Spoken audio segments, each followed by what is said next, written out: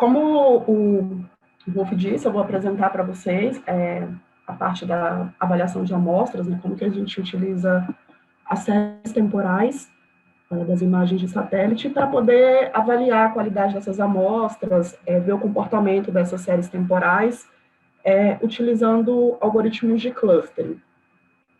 Então, a gente tem um notebook também para isso, que está na conta do Brasil DataCube. Então, é o mesmo procedimento, vocês vão fazer o copy e o edit desse notebook para poder utilizá-lo. E aí é só verificar se a internet está habilitada para poder utilizar esse notebook. Tem esse íconezinho aqui da internet, a gente consegue utilizar. Bom, aqui eu vou passar por algumas coisinhas assim que o Wolf falou, já, no sobrepor, mas é bem rápido, até chegar mesmo na parte de avaliação de amostras. Só para mostrar as séries temporais e fazer uma discussão do que a gente está propondo com essa questão de avaliação de amostras. Então, aqui, nos primeiros scripts, eu só vou carregar os seeds, novamente, porque a cada notebook que a gente tem que instalar e recarregar todas as bibliotecas novamente. Então, aqui o seeds já foi carregado, vou carregar o seeds data, que é onde estão os dados dos seeds.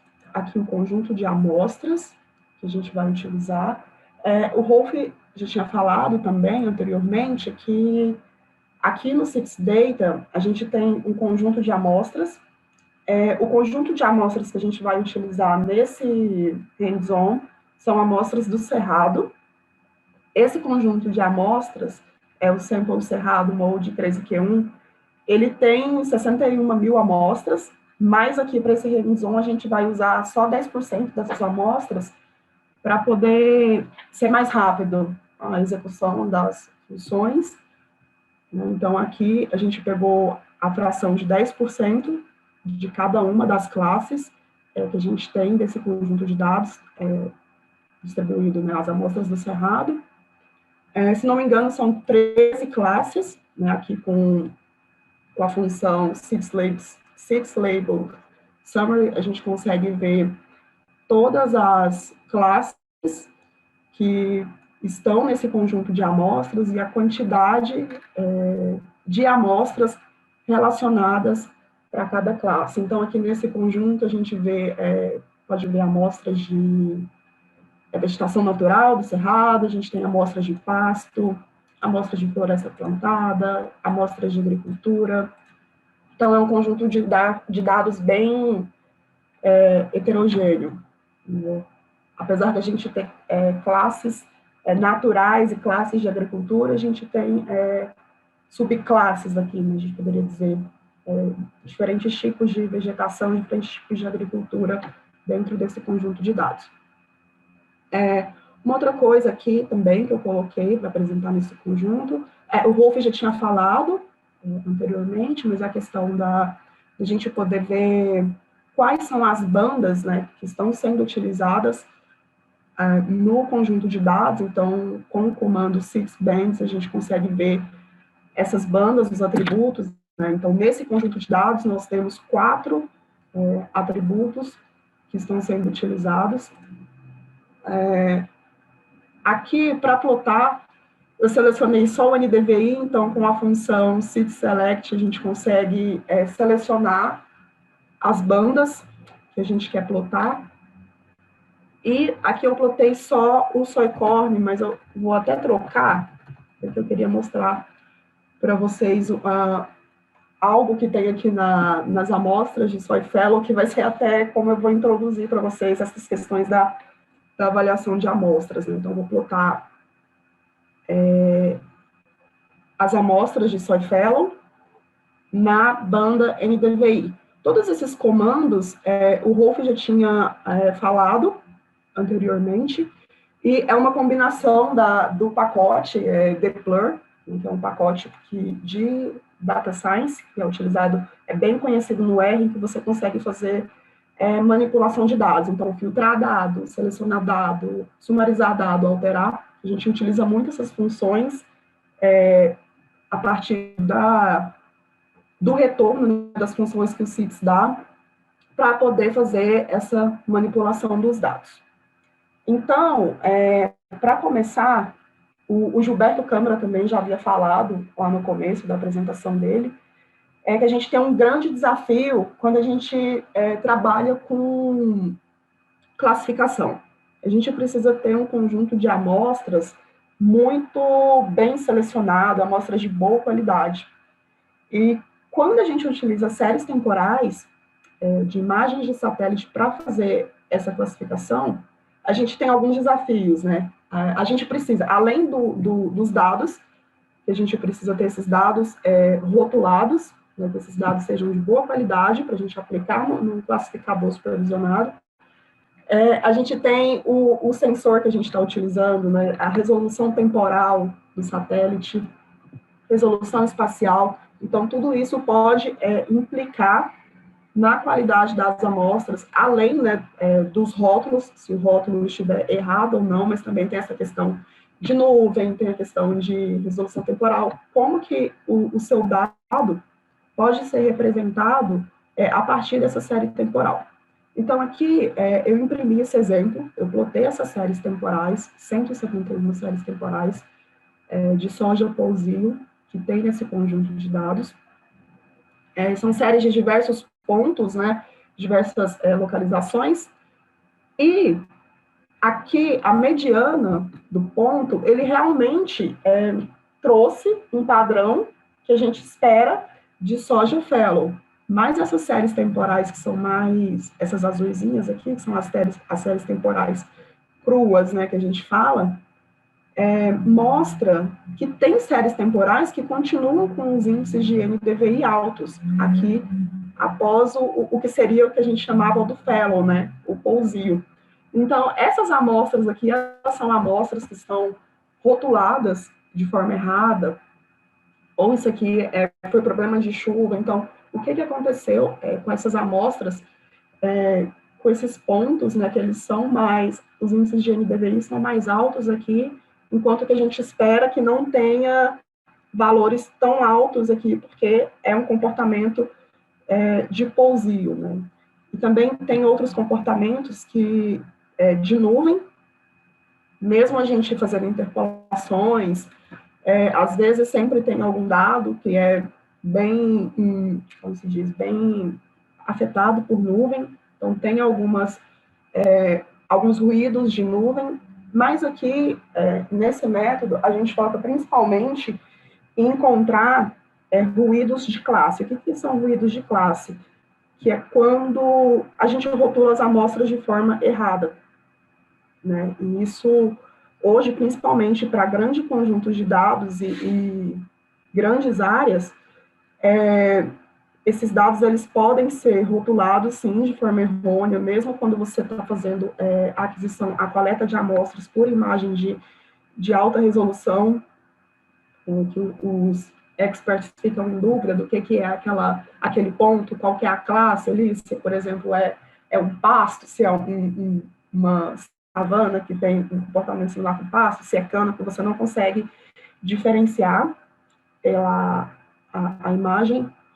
Às vezes até em campo mesmo, né, você vai lá, foi o que o Gilberto falou lá atrás, você vai ali, coleta aquela amostra em campo e fala que é só soja, mas dentro do seu calendário agrícola, talvez ela não seja só soja, né? Talvez ela tenha um milho ali seguido daquela soja.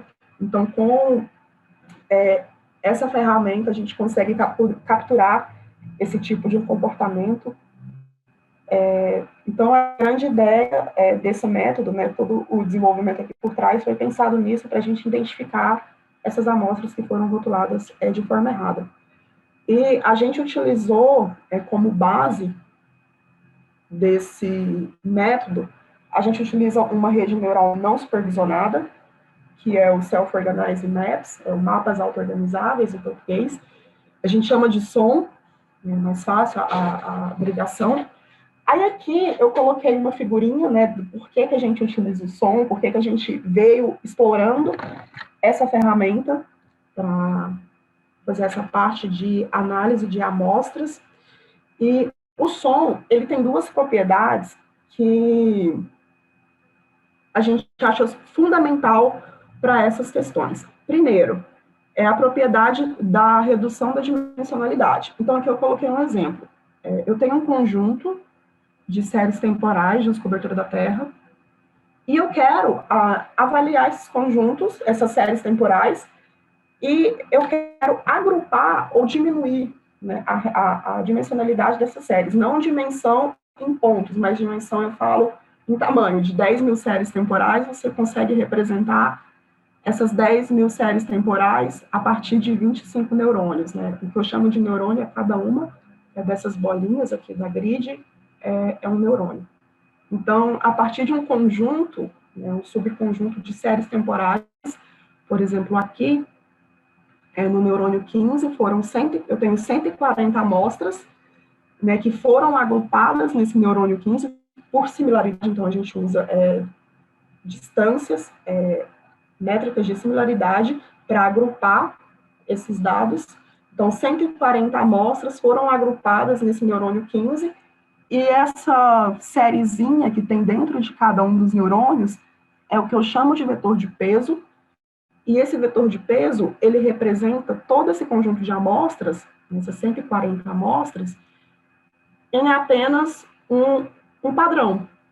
Então, essa propriedade do som é muito importante para a gente, quando a gente pensa no sentido de analisar várias amostras, né, um grande conjunto de dados, e não ficar analisando uma por uma, ou utilizar outros algoritmos de clustering, que o custo computacional é um pouco mais alto.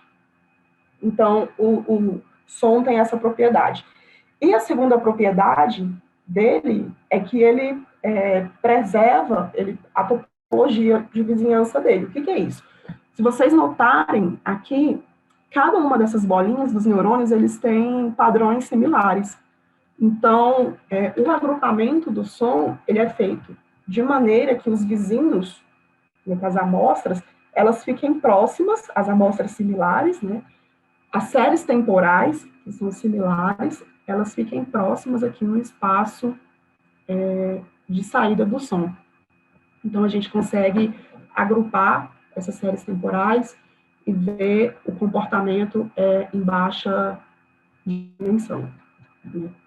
E a ideia desse método é utilizar, então, o som combinado com outros métodos. O primeiro que eu vou mostrar para vocês hoje é o método que a gente desenvolveu que fornece métricas, né, probabilidades para você avaliar essas amostras a partir de probabilidades. Assim, qual que é a probabilidade da amostra 1 pertencer à classe de soja? Então, a ideia fundamental desse método é realmente entregar para o usuário essas probabilidades para que ele tome uma decisão a partir dessas métricas, se essa amostra ela é boa ou não. Né? Então, aqui a gente tem um fluxo da metodologia, um fluxograma que representa essa metodologia desse método de avaliação de amostras. Então, dado um conjunto de amostras de séries temporais, eu agrupo todas essas séries temporais utilizando o mapa auto-organizável. Quando todas as amostras do meu conjunto de dados são agrupadas em cada um desses neurônios, né, cada amostra é associada a um neurônio, eu posso rotular esses neurônios. Então, eu rotulo esses neurônios a partir da técnica de voto majoritário. Por exemplo, esse neurônio 1, aqui esse laranjinha de classe 1, vamos supor que ele tem 20 amostras. Então, 19 amostras que foram agrupadas nesse conjunto de dados pertencem à classe 1, enquanto que uma amostra pertence à classe 2. Então, eu rotulo esse neurônio como classe 1. O som ele é um algoritmo não supervisionado. Então, o processo de agrupamento é feito de forma não supervisionada. Eu não apresento o label da amostra inicialmente para ele. Eu só apresento o label de cada amostra para o meu método depois que todas as amostras são agrupadas para poder gerar esses rótulos aqui, para poder dar nome para cada um desses neurônios. Então, quando eu gero esses rótulos, aí que já vem a primeira métrica, que é a métrica que eu chamo de probabilidade condicional. Então, aqui eu coloquei um exemplo do neurônio 3. 75% das amostras do neurônio 3 pertencem à classe 2. E 25% das amostras do neurônio 3 pertencem à classe 1. Por isso, esse neurônio foi rotulado como classe 2. Ok. Então, beleza, eu posso dizer que 75% das amostras que realmente são de classe 2, elas têm a probabilidade de 75% de pertencer a essa classe mesmo, enquanto que as amostras de classe 1, que foram agrupadas aqui, elas têm um comportamento muito parecido com essas amostras de classe 2. Isso tem alguma coisa errada, porque elas têm um comportamento muito similar. Mas, quando eu olho para a minha vizinhança, falo, ok, eu estou aqui, eu tenho um neurônio que tem um número considerável de amostras de classe 2, mas ele está numa vizinhança de classe 1.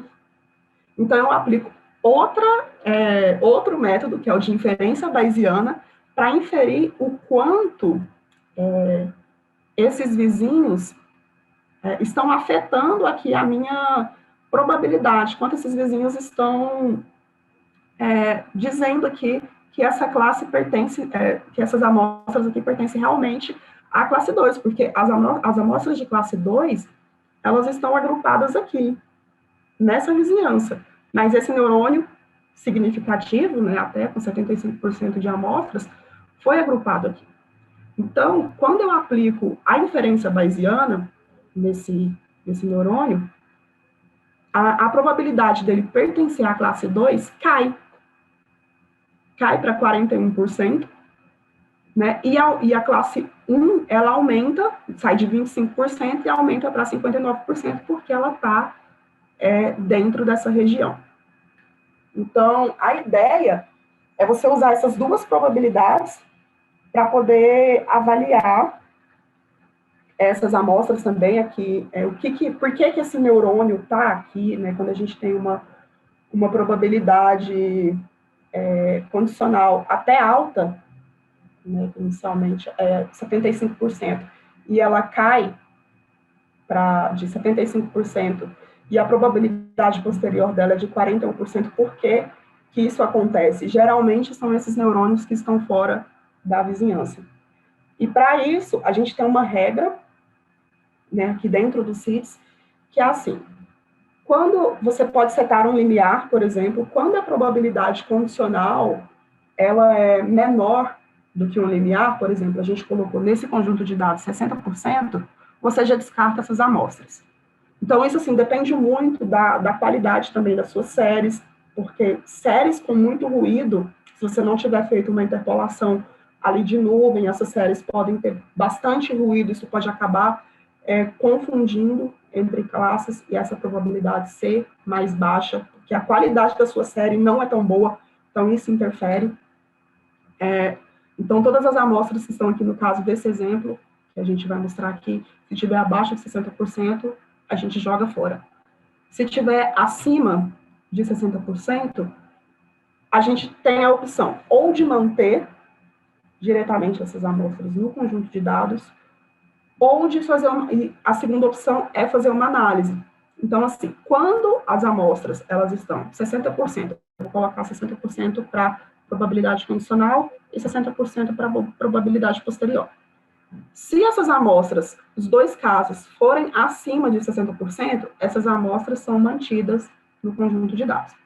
Caso as amostras tenham uma probabilidade condicional maior que 60%, porém menor e 60%, a gente cai nesse caso aqui, que é o que a gente chama de amostras, neurônios que devem ser analisados, os outliers. Mas esses outliers, eles podem ser tanto erros, ou podem ser amostras que têm um comportamento muito similar mesmo com outras classes, ou amostras que têm diferentes padrões no espaço e no tempo. Eu já vou colocando essa função para executar, porque ela está demorando um pouquinho, enquanto eu explico os parâmetros.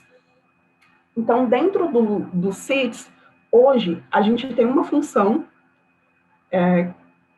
que é todo esse passo a passo aqui dessa metodologia, a gente implementou essa metodologia hoje dentro do SOM. Essa função é o SITS-SOM-MAP, né? Então, essa função, ela tem todas a parametrização dela, os parâmetros iniciais, é essa questão da parametrização de inicialização do som. Então, os parâmetros são o input data, que é o nosso conjunto de séries temporais, que é a table de séries temporais, que o Rolf mostrou lá na primeira parte. O tamanho da grade dos neurônios. Então, aqui, né, se eu fosse, nesse exemplo, é uma grade 3 por 3, então eu tenho 9 neurônios. A taxa de aprendizado, porque a gente trabalha com redes neurais, né, então a gente precisa de uma taxa de aprendizado para ir ajustando esses vetores de pesos, o número de iterações para o som, para a convergência do som, o tipo de distância que a gente está utilizando, né? Então, a gente pode utilizar a distância euclidiana, a gente pode utilizar a distância DTW, distância Manhattan, e o tamanho do raio da vizinhança. O que é o raio da vizinhança? Supondo esse neurônio aqui, o neurônio 3, todos os vizinhos de raio 1 são esses aqui. Esse e esse. Já os vizinhos de raio 2 são todos esses vizinhos de raio 1 mais os vizinhos de raio 2. Então, 1, 2. 1, 2. Seriam toda a grade completa. Aqui, por default, se não me engano, está a vizinhança de raio 2, mas você pode utilizar vizinhança de raio 1. A gente não colocou aqui o raio, mas por default está raio 2. E a saída dessa função é uma lista com as nossas amostras e com as probabilidades, né, e com o rótulo de cada um dos neurônios. Então, aqui, para esse conjunto de dados do cerrado, a gente utilizou aquele conjunto reduzido, que eu tinha falado, uma grade 15 por 15, a taxa de aprendizado foi 1, distância euclidiana, e a taxa de iteração do som, porque o som, ele faz o processo, ele executa o processo dele várias vezes, né, isso é do próprio algoritmo do som, até que ele faça uma convergência para que a gente tenha uma grid organizada. Por isso que é mapas auto-organizáveis, né? Essas amostras, elas vão se organizando no espaço de atributos do som, de forma com que elas fiquem próximas, de forma que a vizinhança seja preservada topologicamente. Então, é justamente isso daqui. Isso aqui é um próprio parâmetro do som. E no nosso caso de séries temporais, né, eu fiz bastante experimentos com esses parâmetros do som. Eu vou falar um pouquinho sobre esses parâmetros. A taxa de aprendizado e a SR-Lane, que é as iterações de convergência do som, eles não alteram muito o resultado nos conjuntos de dados que eu venho utilizando. Né? Então, eu já utilizei séries temporais MODES, já utilizei séries temporais Sieverts, Landsat, Sentinel, para várias regiões, já utilizei para a Amazônia, para várias regiões dentro do Cerrado mesmo, que é um bioma bem heterogêneo. Esses parâmetros, eu costumo sempre utilizar os mesmos. Agora, o tamanho da grade, que é um pouco mais delicado. O tamanho da grade isso é uma questão em aberto, assim, na literatura, para quem utiliza o som, que não tem nada hoje definido quanto a isso, a gente já fez alguns trabalhos em paralelo para identificar esse tamanho de grade de forma dinâmica. Mas tem um artigo que eu encontrei que ele diz assim, ele começa, o número ideal de amostra, o número ideal do tamanho da grade é 5 vezes a raiz quadrada do número de amostras. Então, eu tirei esse número como base para escolher a quantidade de número de neurônios, e eu sempre vou ajustando e vendo qual que é o melhor tamanho de grade. Então, isso aqui é algo que eu não posso, é sempre perguntado, as pessoas sempre questionam muito sobre esse tamanho de grade, mas isso também, o tamanho da grade, ele depende muito das suas amostras, né, se são amostras bem heterogêneas, se você tem um conjunto de dados muito heterogêneo, o ideal é que tenha um número de neurônios um pouco maior. Se você tem um conjunto de dados, séries temporais mais homogêneas, o seu conjunto de neurônios, a sua quantidade de número de neurônios pode ser menor.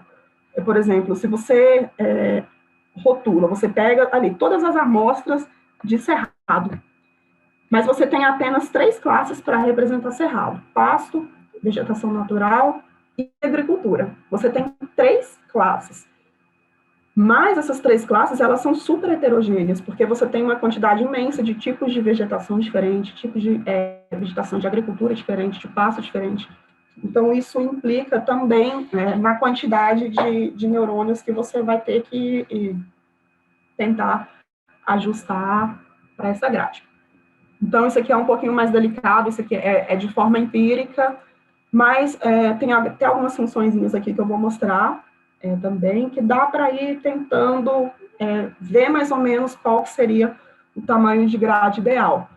A ideia também é que não tenha muitos neurônios vazios. Ter neurônios vazios na sua grade, quando eu falo neurônios vazios, são neurônios que nenhuma série temporal é associada a ela. Não é um problema, mas o ideal é que você não tenha um mapa que tenha muitos neurônios vazios. Por exemplo, já plotei aqui, mas eu vou voltar lá para explicar, né? Esses neurônios branquinhos aqui são neurônios vazios, apesar deles terem um comportamento, né, de algum padrão, ele não tem amostra associada a ele. Mas quando a gente inicializa o som, a gente inicializa todos os vetores de peso, ele vai ajustando isso ao longo do tempo. Então, aqui voltando ao CITES, né, essa função CITES-SONMAP, ela faz ela implementa essa metodologia que eu acabei de explicar. A gente aqui utiliza os parâmetros do som, então tudo isso aqui é só parâmetro do som, e o nosso dado de entrada é a Tibble CITES, que a gente chama, né, que tem a longitude, latitude, as datas, né, que são as datas de onde inicia a nossa série temporal, de onde que inicia até onde que termina. Aí já estou vendo uma pergunta aqui do Evandro. O som consegue agrupar séries temporais de comprimentos diferentes, ou todas têm que ser sempre o mesmo tamanho? Evandro, todas têm que ser do mesmo tamanho, né? Acho que o Rolf tinha comentado isso, não me lembro. Mas você tem que ter essas séries temporais de mesmo tamanho, você não dá um problema. Aqui, acho que dá até um erro na própria função, você não consegue passar isso para frente. Existem implementações que talvez com a distância do ETW seja possível fazer isso, mas hoje o CITES não faz dessa forma. A gente não consegue calcular séries temporais de tamanhos diferentes.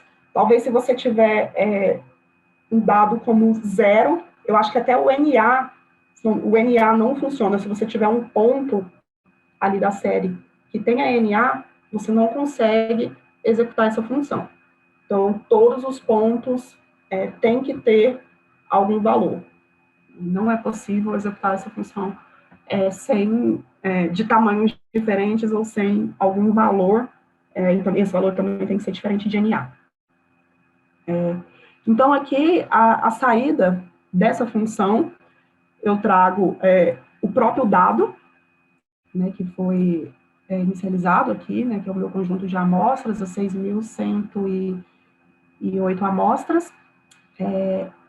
Isso daqui já é algo que foi processado, né, essa table aqui foi um processamento já dentro do CITES. Então, aqui, para cada um dos neurônios, eu tenho a quantidade de amostras que foram associadas a cada um desses neurônios e quais os labels dessas amostras.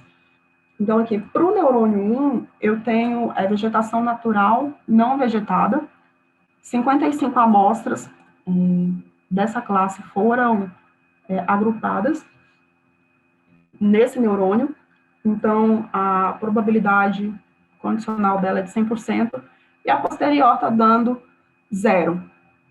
Provavelmente, deixa eu até dar uma olhada aqui, quantas amostras de vegetação... pronto, exatamente por isso. Todas as amostras de natural não vegetada, que são 55 amostras, já foram diretamente agrupadas nesse neurônio. Então, 100% a probabilidade desse neurônio aqui é 100% de ser dessa classe mesmo, e a probabilidade posterior é 0, porque não tem ninguém mais parecido com isso. Então, essas amostras, esse neurônio é muito significativo, porque é 100% de amostras de vegetação natural não vegetada aqui, né? Mas eu não posso simplesmente, aí o que acontece? A probabilidade posterior cai porque não tem mais nada aqui no meu espaço de atributos do som que represente essas amostras. Então, provavelmente, esse neurônio ele pode ser até considerado um neurônio outlier, mas eu não vou deletar essas amostras porque elas são amostras de vegetação natural não vegetada, de amostras de natural não vegetada. Então, aqui, o segundo neurônio não foi associado a nenhuma amostra, o neurônio 3 tem amostras de 2 tipos de vegetação diferentes, mas aqui prevaleceu foi de soy fallow, e assim você consegue, aqui dentro dessa lista, esse retorno do som cluster, você consegue analisar todas as informações sobre os neurônios e ver todas essas probabilidades que são fornecidas. Eu falo que essa função, assim, ela é o coração dessa parte de avaliação de amostras, porque a partir do retorno dessa função, você consegue explorar os seus dados. Então, a nossa proposta aqui do CITES é entregar para vocês essa lista com esses resultados, e a partir daí você pode explorar e fazer o que quiser, né, utilizando as funções do R ali para poder explorar o seu conjunto de dados e ver, fazer isso de forma visual ou de forma texto mesmo, né, analisar o porquê dessas probabilidades, olhar o comportamento de cada uma dessas amostras, por que essas amostras aqui, né, vou pegar esse neurônio 6, por que essas duas amostras de soja seguido de milho foram mapeadas nesse neurônio, onde a maioria é de soy fallow, o que aconteceu, tem nuvem que afetou essas amostras, o que está acontecendo. Então, aqui você pode explorar tudo que você quiser, né, a partir do retorno dessas funções aqui. Aqui não aparece, aqui no data, mas eu esqueci de falar, tem um ID neuron aqui, então você consegue fazer um join, né, para saber a relação de cada amostra. Aqui, então, por exemplo, a amostra 1, ela foi associada ao neurônio X. Aqui tem essa informação, mas aqui o Kaggle, ele não te mostra isso, mas tem essa informação. E a terceira lista, né, que essa função retorna, são as propriedades do som.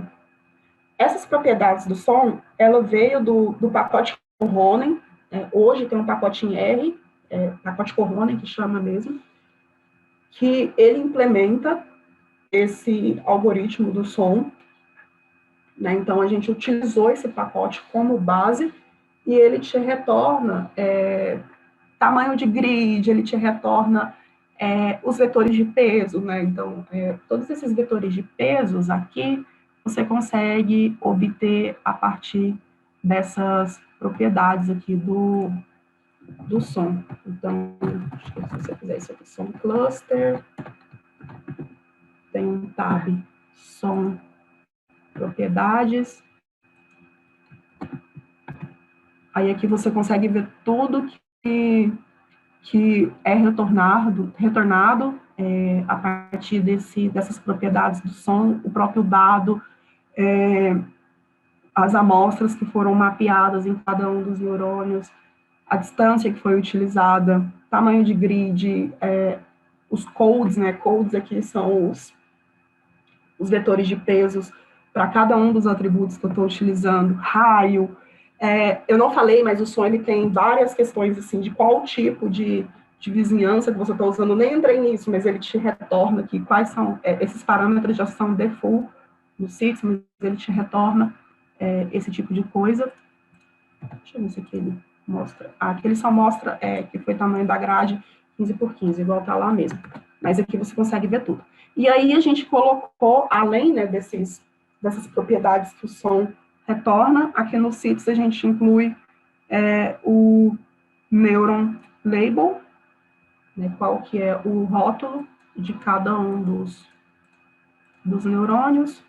Aí tem como pintar esses neurônios, né? Então, aqui é o paint, então são as cores associadas a cada um desses neurônios. Tem como você mudar essas cores, se você quer colocar uma cor específica para cada classe, você consegue mudar. Hoje isso tá fixo no CITES, mas a partir, a gente tem uma tabela de cores, uma paleta de cores do CITES, fixa já, mas se você quiser mudar, você pode vir aqui e alterar, trabalhar nessas propriedades, mesmo para quem gosta de computação e quiser ficar alterando, quiser explorar mais o retorno, então tem essas possibilidades. Trabalhando junto com o pacote Coronen aqui com o CITES, né, e o vetor, você consegue manipular muito bem esses dados. Aí aqui, nos plots, os plots também, eles vêm do pacote Coronen. E aí, o pacote Coronen, ele tem uma série de plots, né, que eles plotam essas grades. Aqui, hoje, no CITES, a gente trouxe duas, que é o CODES, que a gente vê aqui esses padrõezinhos aqui de NDVI, né, que são vetores de pesos que representam NDVI.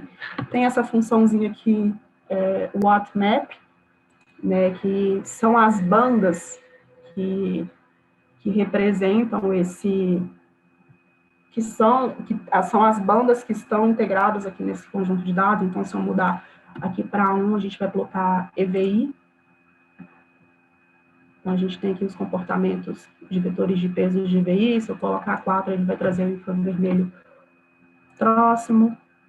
Então, a gente consegue ver o comportamento do infravermelho próximo. E aqui, no CODES, né, como eu falei, o CODES ele representa o vetor de peso, mas eu posso colocar mapping aqui, que ele te mostra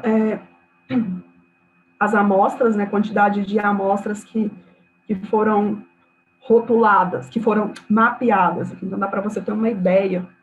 Né? Por exemplo, aqui, esse neurônio de soy cotton, ele foi rotulado como soy cotton, mas ele só tem uma amostra de soy cotton aqui, ele é bem representativo. Mas ele é bem representativo, sim, no sentido que só tem uma, mas ele tem uma vizinhança aqui que interfere, né, que tem outras amostras aqui interferindo. Então, se você quiser dar uma olhada também nessa amostra, saber por que ela está sozinha em um neurônio, também tem a possibilidade de ver essa amostra aqui. Deixa eu ver, aqui tem algumas perguntas. É possível passar para outro tipo de distância diferente da euclidiana? É possível. Hoje, aqui no pacote Coronen mesmo, tem como você usar a distância Manhattan, a Tanimoto, mas a Tanimoto é para um tipo de dado diferente, não me lembro agora. Tem um outro tipo de distância também. Tem como você utilizar, tem como você implementar distâncias e agregar também ao pacote Corona e até aqui dentro do CITES. Mas aí dentro do, você pode fazer essa parte, você pode baixar o pacote CITES, né, instalar e depois agregar essa função que você implementou, por exemplo. Tem um exemplo de função DTW implementada para o Corona, em que eu consigo chamar ela dentro do CITES. Mas essa função ela foi implementada em C++, então você tem que, você tem que compilar essa função à parte e depois integrar ela utilizando o pacote MCPT dentro do CITES. Aí, eu não lembro como que faz isso de cabeça, eu não sei se ainda tem isso nessa versão do CITES, porque a gente acabou não utilizando mais a distância DTW, mas qualquer coisa, eu tenho scripts de como faz isso, posso te enviar também, não tem problema nenhum. A outra pergunta, Johnny Arteaga. Lorena, a probabilidade a priori é calculada com a mediana da série temporal dos dados dentro do cluster? Não. A probabilidade a priori ela é calculada, é uma probabilidade condicional. Então, assim, se eu tenho 10 amostras, 9 amostras são de pasto. Então, 90% dessas amostras, 90% das amostras associadas a esse neurônio são de pasto. E 10% são de soja. É isso que é a probabilidade a priori. A probabilidade condicional. Dado um evento, você tem as probabilidades. Aí, aqui, o Ian Nunes. Lorena, o som é executado em cada banda individualmente? Então, você tem aqui 4 bandas, nesse caso. O som, internamente, isso aqui é do próprio pacote Corona, tá? Inicialmente, ele te dá um vetor gigante, aqui, não sei se talvez eu consiga ver isso daqui no Codes. Deixa eu ver se ele vai apresentar. Ele te dá um vetor aqui gigante, né? Na verdade, o próprio algoritmo do pacote Corona, ele sabe. Então, aqui, eu tenho 23 pontos para cada série temporal. Aí, supondo que eu tenho EVI e NDVI. Eu tenho um vetor de 46 pontos. O pacote Corona, ele sabe onde começa e onde termina, porque inicialmente ele te dá uma lista, que é como está mostrado aqui aqui no Codes. Então, você tem uma lista para EVI e você tem uma lista para NDVI. E aí, o que ele faz?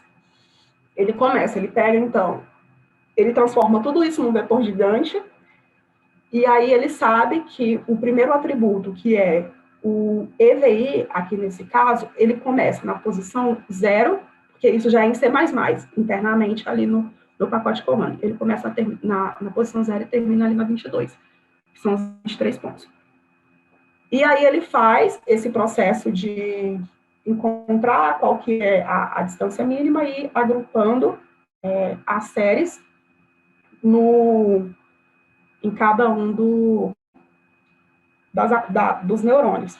E no final, ele vai fazendo isso para cada uma, né, das amostras ali, e no final ele soma a distância.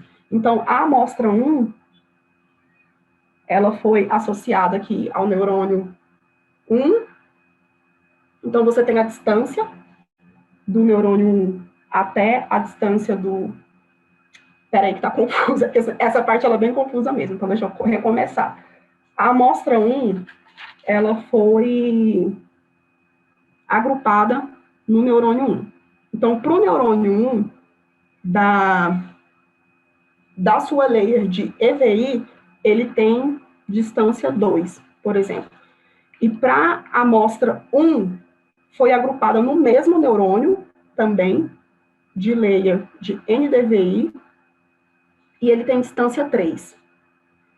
E aí, no final, o que acontece? Você soma todas essas distâncias. Então, essas distâncias, elas são somadas ao longo do tempo, E aí, a BMU, que é o que a gente chama de Best Match Unit, ela é a menor. Então, assim, a menor distância para aquela amostra, porque você calcula a distância de cada amostra, ela é calculada para todos os neurônios. Então, a amostra 1, aqui você tem 225 neurônios, você tem, para a amostra 1, você tem 255 distâncias. Então, nessas 255 distâncias, você vai somando para cada layer, e no final você tem uma distância. Isso é muito confuso, é bem difícil de explicar. Eu tenho até uma figurinha para explicar isso. Se for o caso, eu posso te mostrar depois, que é mais fácil de entender. Aí o Ian entendi, mas a minha dúvida é se as séries diferentes EVI e NDVI podem ser agrupadas, levando em consideração todas as séries em conjuntos para fazer o agrupamento. Então, deixa eu ler de novo, que eu não entendi. A minha dúvida é se as séries diferentes, EVI e NDVI, podem ser agrupadas, levando em consideração todas as séries em conjuntos para fazer o agrupamento. Eu não entendi muito bem essa pergunta, mas, assim, elas são agrupadas em um neurônio só. As séries diferentes podem ser agrupadas. Elas são agrupadas de forma individual. Aqui, para cada layer, você tem... porque, assim, uma amostra... Eu não botei esse exemplinho aqui, mas eu posso plotar.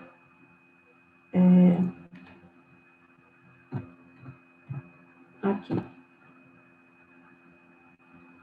Deixa eu ver se vai. Eu vou plotar uma amostra. Ai, não vai, porque aqui tá todos os...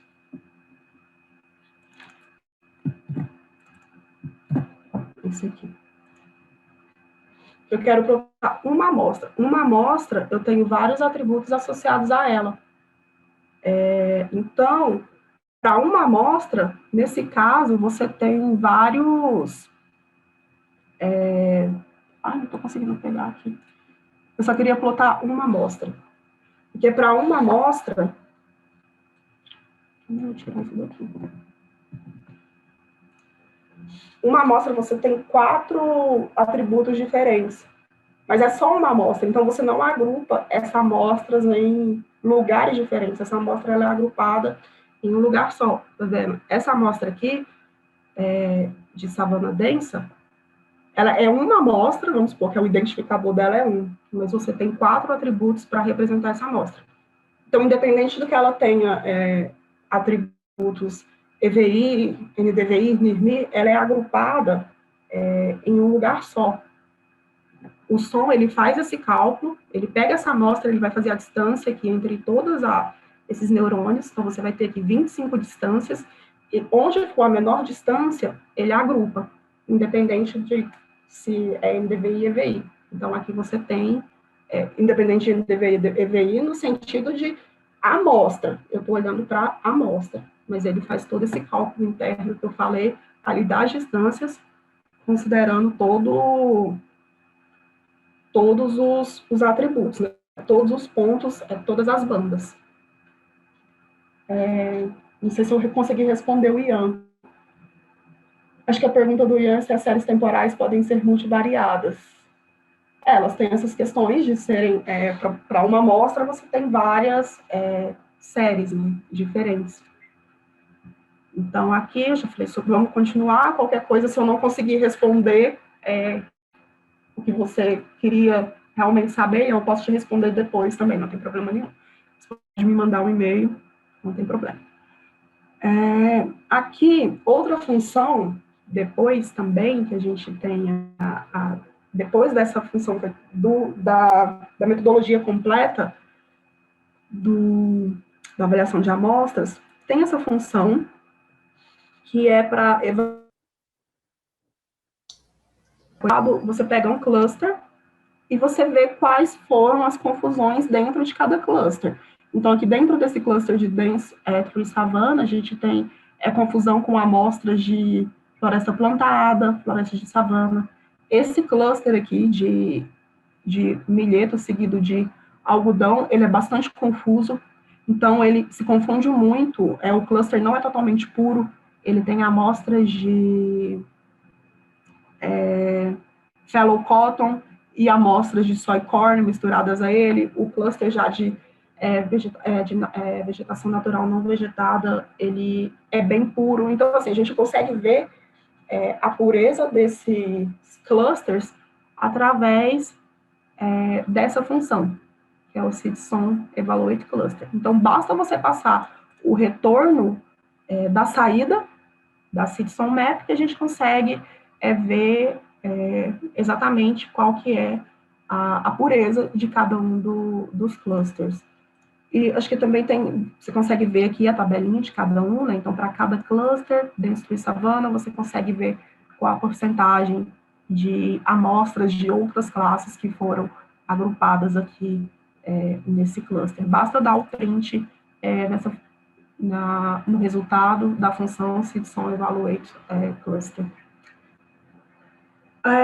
Outra função também que a gente tem nessa parte de avaliação de amostras é a parte do SeedSOM Clean Samples, que é exatamente aquilo que eu falei lá no começo, daquelas regras que a gente criou para você manter ou remover amostras do conjunto de dados. Então, aqui nessa função SeedSOM Clean Samples é onde você seta os limiares que você quer para poder fazer a análise dessas amostras. Então, aqui no nosso conjunto de dados é 60%, tem a probabilidade prior e a probabilidade posterior, e tem esse parâmetro novo aqui, nessa versão, que são as amostras que você quer que retorne aqui dessa função. Porque aqui a gente tem valores de saída como clean, analyze e remove.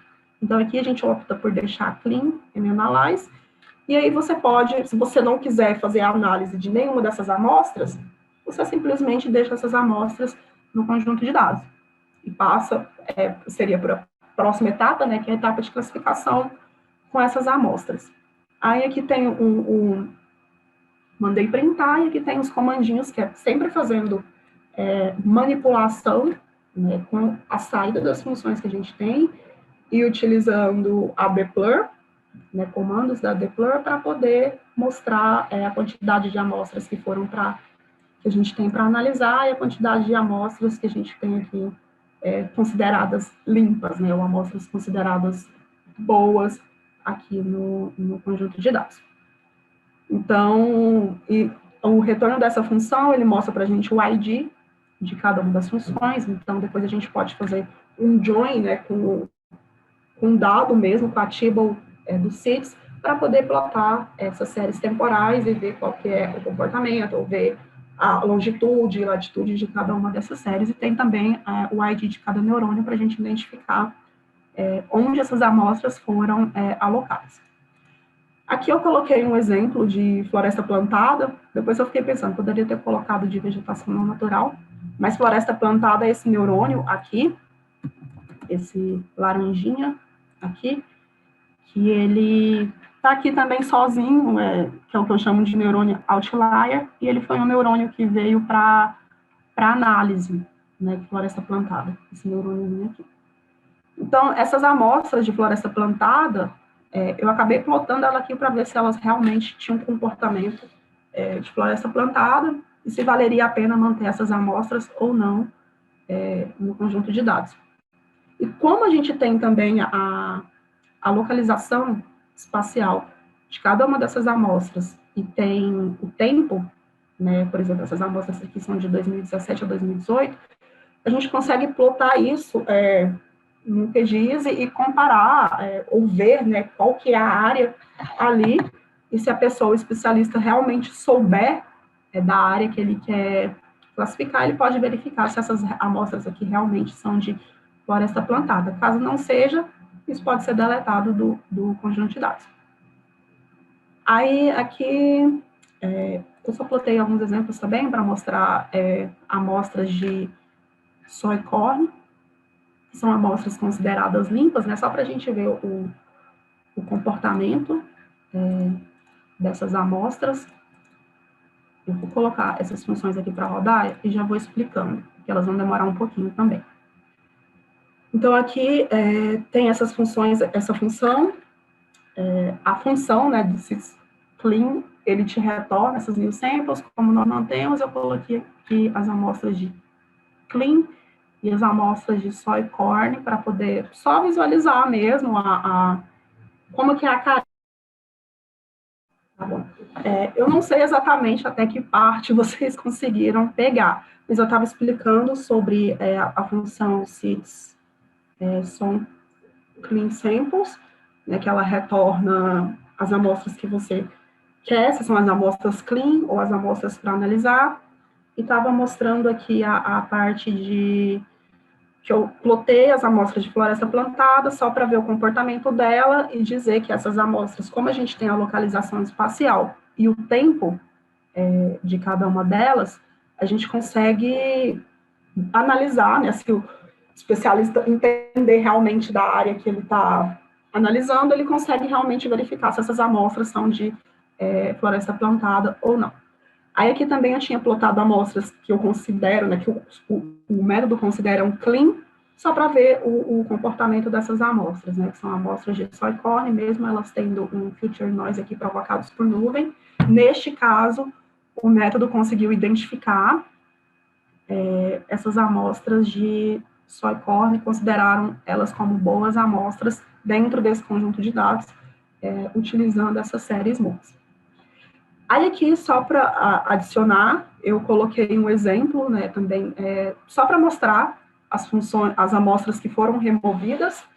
Então, todas as amostras abaixo de 60%, elas foram removidas do conjunto de dados.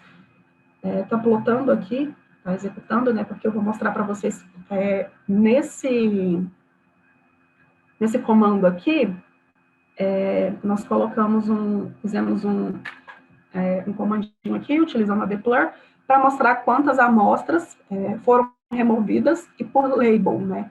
E aqui, então, eu só plotei, aqui, pronto, apareceu. Qual a quantidade de amostras que foram removidas, né, utilizando esses limiares, que a gente setou ali no começo, para ter noção, mais ou menos, de como que ficou o balanço aqui desse conjunto de dados.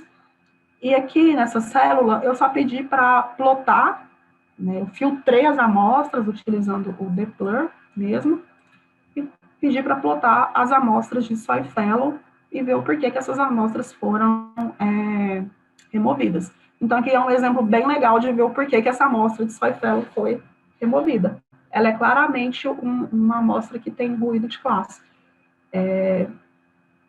Ela tem um comportamento aqui que não é só de soja fallow, né? Ela parece que tem 2 ciclos aqui. Ela não parece ser uma amostra de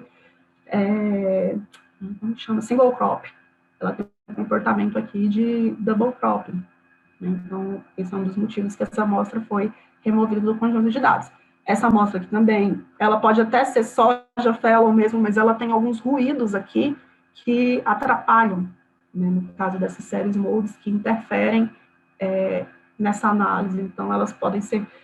essa daqui, ela já pode ser considerada como soja mesmo, mas ela tem, no caso de séries modes, para essa data, ela pode dar um problema. Isso pode ser confundido também até no classificador.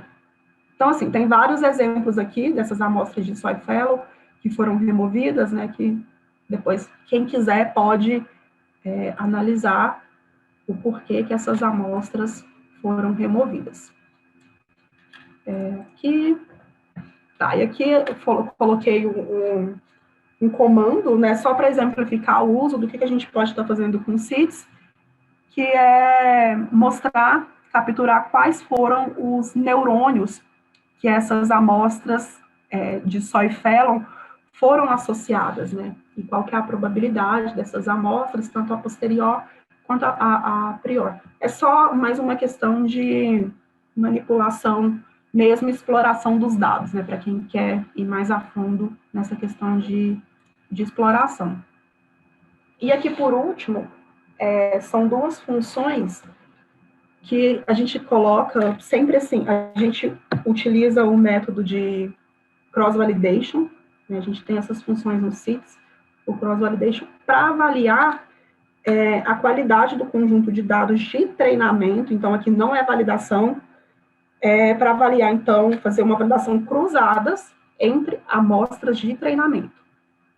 Então, a gente pega o conjunto original que a gente tinha, e depois o conjunto de amostras que foram, que essas amostras foram feitas, né, removidas, e amostras que passaram por uma análise, para a gente ver se houve alguma melhora na acurácia dessas imagens. Então, aqui nesse notebook, a gente tem um exemplo do Seed Scaffold Validate, que é essa primeira célula, ela faz a validação cruzada das amostras originalmente, né, do nosso conjunto de dados, e aqui nessa segunda célula, ele faz o cross-validation das new samples, né, que são das amostras que foram avaliadas. Nesse caso, desse notebook, são as amostras que a gente manteve e amostras que foram para análise. Então, aqui nesse notebook, a gente não fez uma análise das amostras, né, que vieram como resposta ali do algoritmo, que deveriam ser amostras de análise. Então, pode ser que contenha amostras ainda que foram rotuladas de forma errônea ali dentro desse conjunto, né? É o que o Gilberto fala, a gente não consegue substituir 100% o trabalho humano. Então, esse método, ele é uma ferramenta assim, mais para ajudar o usuário em tomadas de decisões nessa questão de avaliação de amostras, fornecendo métricas para poder avaliar essas questões das amostras. Essa função aqui, eu não sei se ela já tinha executado antes, eu tinha colocado ela para executar quando o Zoom travou aqui. Mas essa função aqui, ela mostra, enquanto ela vai executando, eu vou falando, a função... Lorena. Oi. Tem uma pergunta no chat bem interessante sobre o que você já falou aí. Qual que é? Eu só vejo... no chat. Espera. Chat, que eu não tinha. É a do João Werner. Eu não consigo ver, Rolf. Você pode falar para mim, por favor? Posso. Por favor. A análise do som poderia ser aplicada para verificar a variação intraclasse para um conjunto de amostras de mesmo label? Sim. Essa pergunta que você fez é exatamente a segunda parte, né, que eu não coloquei nesse mini curso, mas é a segunda parte da minha tese de doutorado.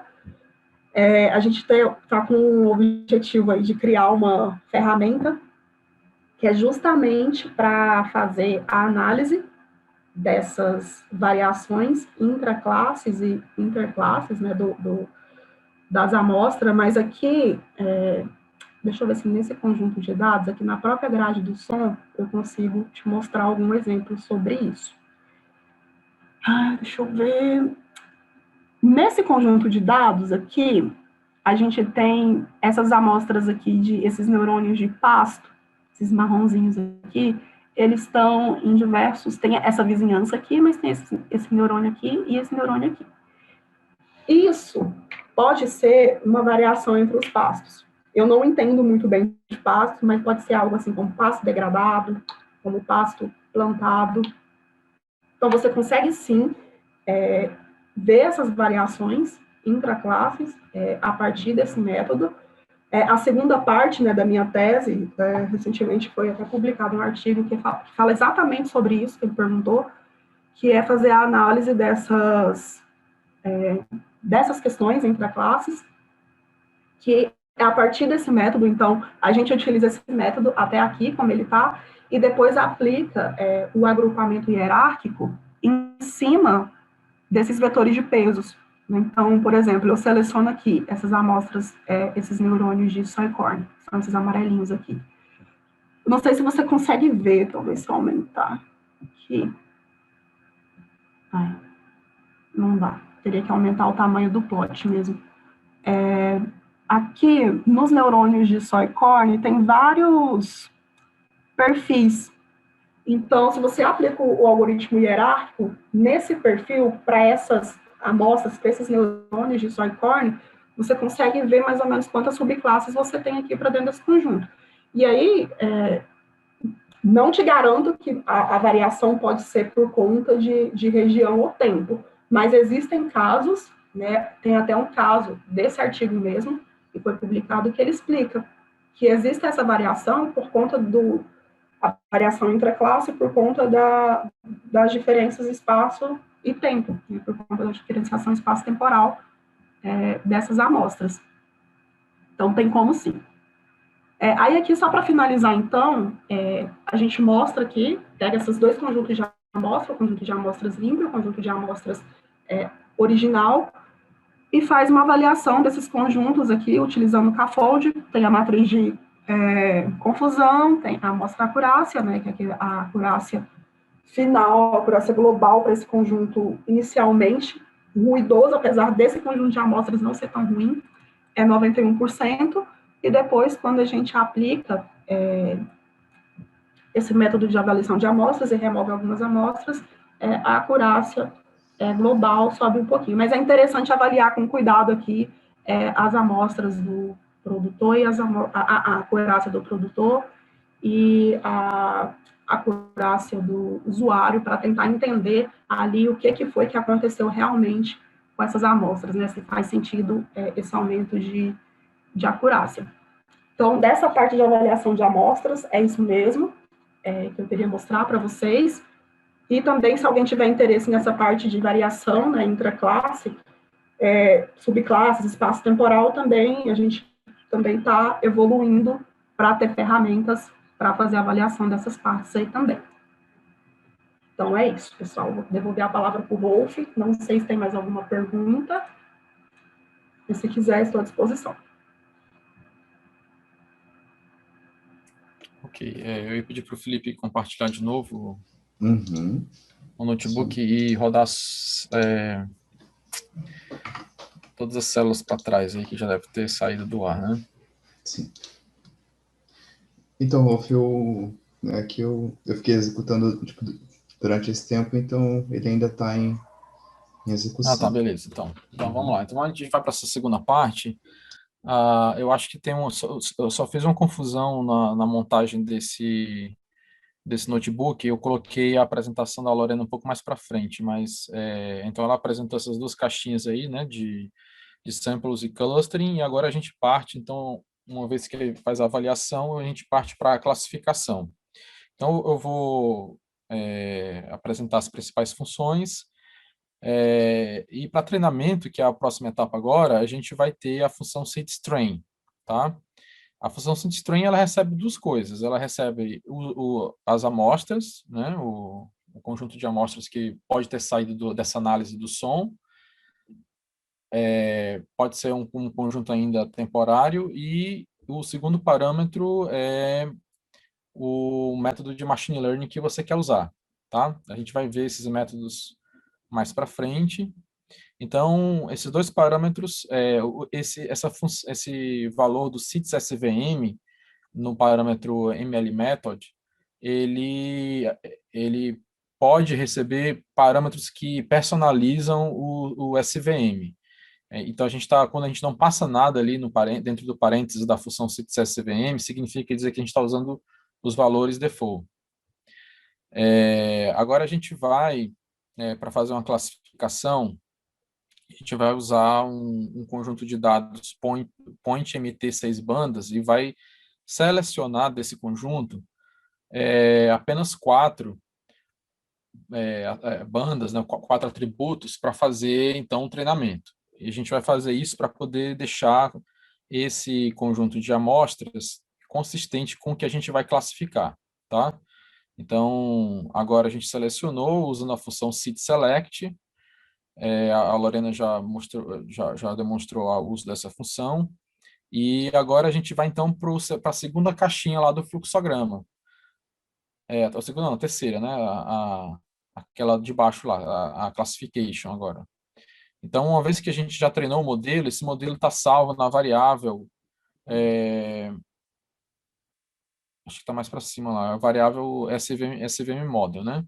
Então, a gente vai usar essa variável agora naquela função setClassify. E a saída desse setClassify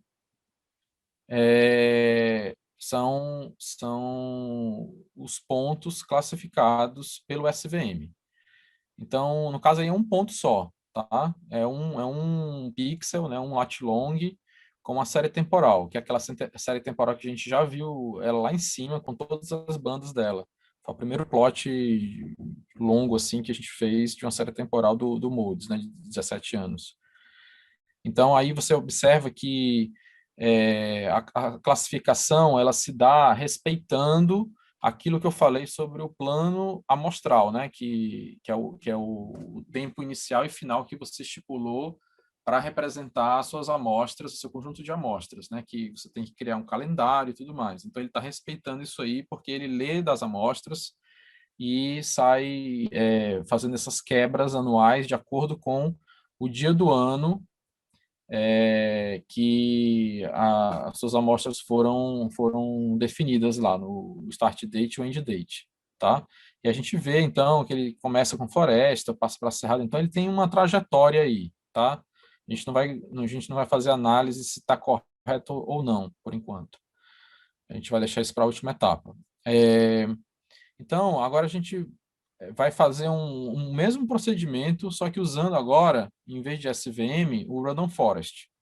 Observe que essa primeira função setString, a única coisa que muda é o sits R4. A função antes estava sits SVM, agora é sits R4. E a gente também vai usar os parâmetros padrão, tá? O default da função. Tudo isso é documentado, eu vou mostrar já já. E a gente vai classificar o mesmo ponto que essa trajetória de 17 anos do Point MT 4 bands, usando agora o Random Forest. E esse é o resultado, onde eu tenho uma trajetória que começa com floresta, vai para pasto e termina com agricultura, que é o soy corn.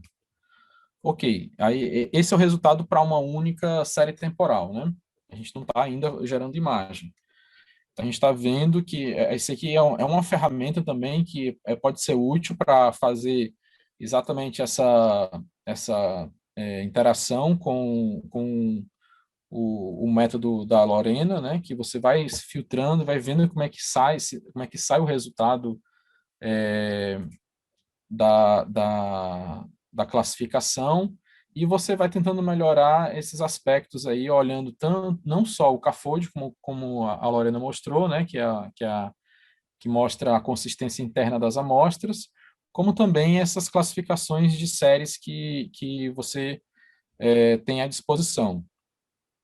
Ok, aí o que é que a gente tem para colocar no parâmetro ML Model da função setString? A gente apresenta essa tabela aí, são as funções que hoje o CITES tem disponível, são métodos, tem a análise discriminante linear, análise discriminante quadrática, que eu deixei em português, esqueci de traduzir isso aí. Análise discriminante quadrática, regressão logística multinomial, tem o suporte vector machine, a CVM que a gente usou, tem o Random Forest também a gente usou, tem o Extreme Gradient Boosting, o Multilayer Perceptrons, daí para baixo é tudo com Keras, né, que usa o TensorFlow, né, que é rodado em Python. E aí tem várias construções de redes neurais de convolução em uma dimensão, convolução junto com MLP, tem a rede ResNet em uma dimensão, essa LSTM, né, que é a Long Short Term Memory, todas essas funções são funções que a gente tem documentado e tem uma breve discussão sobre cada uma delas na documentação do CITES que eu vou mostrar ao final, que é um livro que a gente está elaborando no GitHub. Mas primeiro vamos ver a documentação interna do pacote, né? No R, para você ver qualquer documentação de uma função, você coloca a interrogação e o nome da função. No caso, se a gente colocar aí interrogação setString e rodar isso aí, o notebook ele abre uma aba embaixo e mostra, então ele faz uma discussão sobre o que é essa função, os parâmetros dessa função, o que é que ela recebe, né, os valores e exemplos também. Outros exemplos que você pode rodar, copiar e colar no notebook e rodar, tá? A princípio é para funcionar, porque esses exemplos foram testados. Passando a gente tem também, por exemplo, a função SITS-SVM, que é um parâmetro dessa SITS-train, né? Aí ele vai começar a mostrar quais são os parâmetros que você pode colocar no SVM, né? Então, são coisas específicas do SVM, que ele discute cada um desses argumentos aí, desses parâmetros, que você pode setar, o que é que significa cada um deles, e dá também exemplos que você pode rodar também no notebook. O próximo. É a mesma coisa para o Random Forest. E isso tem para todas as funções, tá? Então, estrutura de documento, né? Começa com a descrição, tem os parâmetros e você consegue setar, então, manipular como esse algoritmo vai ser treinado, vai rodar, vai ser treinado, né? Usando as amostras.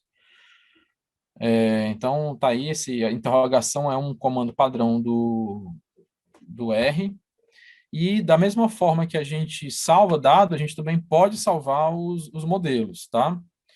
Desde que você mantenha a mesma versão do R no seu sistema, você consegue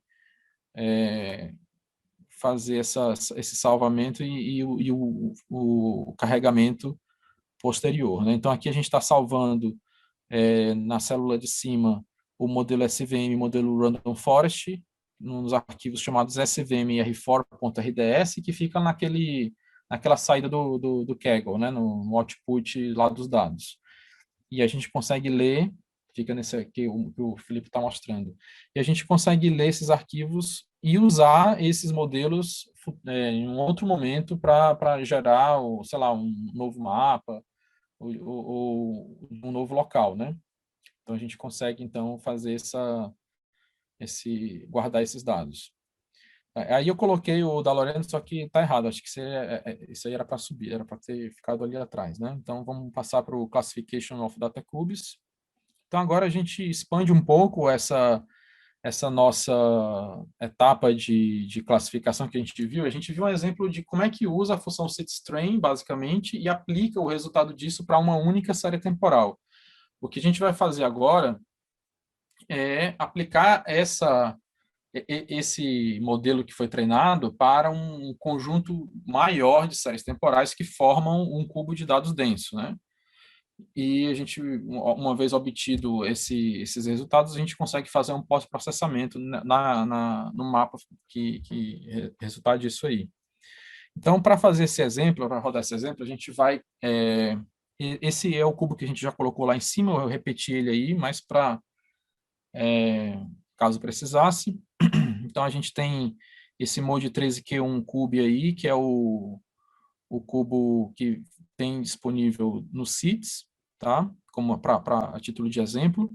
A gente carrega ele com aqueles comandos lá que a gente já falou, e ele cria uma variável chamada Mode 13Q1 Cube, onde ele guarda todos os metadados e os endereços dos arquivos que ele vai usar para gerar as requisições dos dados, né?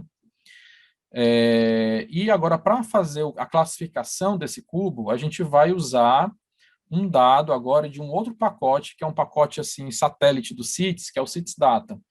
Esse pacote ele já está instalado aí no Kaggle, no notebook, e você consegue, então, verificar quais são os datasets de amostras que ele fornece. Aí, com esse comando aí que foi rodado nessa célula, você consegue ver, então, quais são os datasets que tem. A gente vai usar agora o Samples Mato Grosso Mode 13Q1, que está na próxima célula, que são as amostras que foram usadas para publicação de um trabalho nosso sobre o Mato Grosso. Então, esse é o conjunto, né? Eles têm esses labels com essas quantidades aí, são 9 classes, ao todo são 1.800 e alguma coisa de amostras. As bandas usadas foram 4.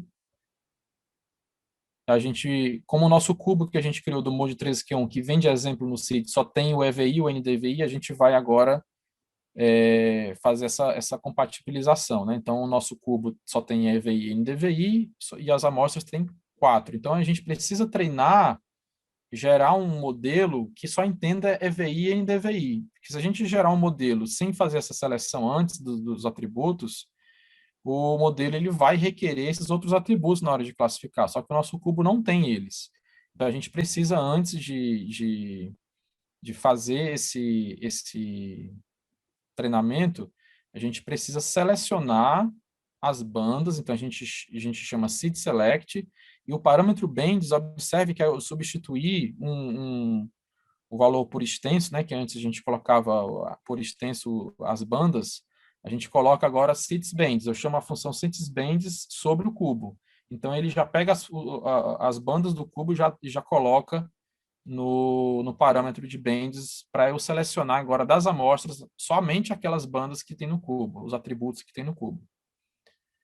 Ok, com isso aí então eu já fiz a seleção e agora eu vou treinar esse modelo usando o Random Forest, e aí observem que eu coloco um parâmetro no Random Forest. Então eu coloco que o número de árvores é 500. E isso tem muitos outros parâmetros no help da função, a gente indica como é que vocês chegam nesses parâmetros, tá? Uma vez treinou o modelo, ele salvou acho que substituiu o modelo anterior do Random Forest que estava nessa variável, ele substituiu agora, né? A gente vai aplicar sobre o cubo. Agora, observe que a função seedsClassify, ela tem a mesma estrutura da chamada que a gente fez para classificar uma única série temporal. A única diferença agora é que, ao invés de passar uma seedstable, né, que é aquela tabela que guarda uma série temporal, as séries temporais avulsas, né, as amostras, agora a gente passou um cubo no lugar. E aí ele usa, então, as informações do cubo para acessar todas as séries temporais do cubo e nos dá, então, como resultado, as probabilidades associadas a cada classe, né, que o modelo retorna por pixel. A gente consegue ver isso aí agora. Então, esse plot aí, ele mostra, a gente olha nessa barra aí, o que está mais amarelado, isso aqui está na escala de 10.000, tá? Então, são probabilidades de que vai de 0 a 1. Então, o que está mais em amarelo está mais próximo do 0, e o que tem mais próximo do azul escuro está mais próximo do 1, ok? E aí, ele representa esse números entre 0 e 1 por valores entre 0 e 10.000, ok? E aí, a gente consegue ver, então, para cada classe. Então, cada classe agora é uma camada nessas probabilidades, e a gente consegue observar aonde é que cada classe ela tem maior probabilidade ou menor, ok? Então, a gente tem esse dado como resultado. E aí a gente precisa agora decidir que classes a gente vai atribuir a esses pixels. E a gente decide, então, essa função que ela faz a escolha mais simples, né? A gente vai escolher aquela classe com maior probabilidade dentre as classes, para cada pixel. Então, essa função seeds_label classification, ela tem essa estratégia. Ela olha para cada pixel, verifica qual é a probabilidade, em que camada está a maior probabilidade, e atribui a classe daquela camada para aquele pixel. E a gente consegue ver o resultado disso num mapa de uso e cobertura da Terra para esse exemplo de cubo que tem no CITES, né? Então, tá aí as classes que ele conseguiu mapear, e isso reflete aquelas probabilidades ali em cima, né? Mas aí a gente observa que tem vários ruídos, aquele efeito sal e pimenta de pontos, tem efeito borda. A gente pode aplicar agora, por exemplo, um pós-processamento nessa imagem. A gente tem várias funções, tem 3 métodos de suavização que a gente chama de Cities Smooth, né? Que é uma função de suavização que a gente aplica sobre mapas na verdade, são os cubos de probabilidades, né? A função de suavização, ela não é aplicada na variável que armazena essa imagem do mapa. Ela é aplicada sobre a variável que armazena as informações das probabilidades, que a gente plotou anteriormente. Então, eu passo como parâmetro o cubo de probabilidades que foi gerado para esse resultado e digo o tipo de suavização que eu quero. E aí ele me retorna um outro conjunto de probabilidades com essa suavização aplicada. Então, aqui a gente usa as probabilidades para fazer uma suavização bayesiana, nesse exemplo, que usa as informações da vizinhança para alterar as probabilidades do pixel central.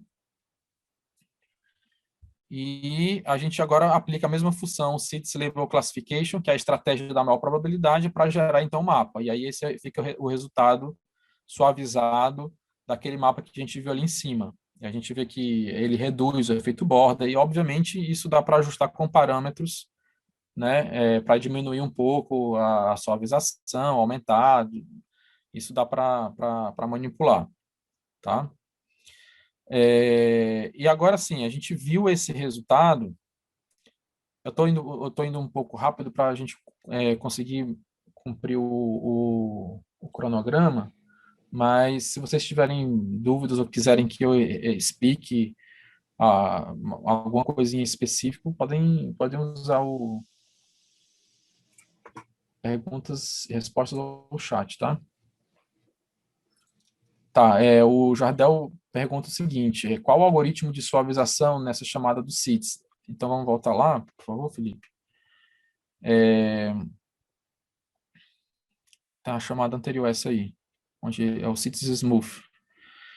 Esse SITS Smooth, ele aceita atualmente 3 métodos. O primeiro é o bayesiano, que foi desenvolvido pelo nosso grupo, vai ter um paper publicado em breve, que é onde ele usa as probabilidades para fazer essa atualização do pixel central, e usa inferência bayesiana para isso. Ele tem também se a gente botar uma interrogaçãozinha aí no SITS Smooth, ele tem também o gaussiano, que é uma média móvel, né, uma espécie de média móvel, só que o peso dos pixels que vão alterar a probabilidade do pixel central é ponderado pela distância, né? Então, quanto maior a distância daqueles pixels de borda para o pixel central, menor o peso de influência. Então, a gente estabelece uma janela e coloca uma variância e passa esse kernel, né? É um kernel gaussiano. E tem esse bilinear, que além do gaussiano, ele também tem um outro tipo de peso, que é o peso da similaridade entre as probabilidades de cada uma das classes. E aí ele aplica esses pesos. Aí os parâmetros para cada um desses métodos ele é mostrado no arquivo de ajuda. Para o bayesiano está aí, para o gaussiano e para o bilinear.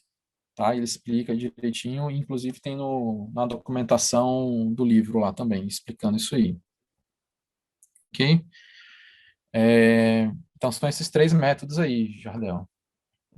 O Ian pergunta qual técnica vocês usam para gerar probabilidades a partir de uma random forest. Então, o algoritmo que a gente usa aqui é do pacote random forests, né, que já tem bem usado no R, e existe uma opção todos os algoritmos, né, eles têm essa opção de retornar probabilidades ao invés da classe, né? E no caso do Random Forest é o número de votos que uma certa classe recebeu do total de árvores que você colocou lá. No caso do exemplo que a gente fez aí, foram 500 árvores. Então, as probabilidades são associadas aos votos de cada uma das classes nessas 500 árvores.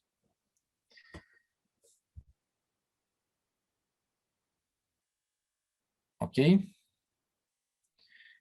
Então, a gente vai fazer agora, assim, a gente vai sair desse mundo do Modes, né, que é um mundo mais fácil, sim, porque tem uma resolução espacial menos refinada. Então, agora a gente vai para um processamento um pouco mais pesado, que a gente vai usar agora um cubo de dados do Sibers, tá? Que está naquele pacote satélite que eu falei, do CITES Data. Ele tem lá dentro um cubo no Cerrado Baiano, no Oeste Baiano,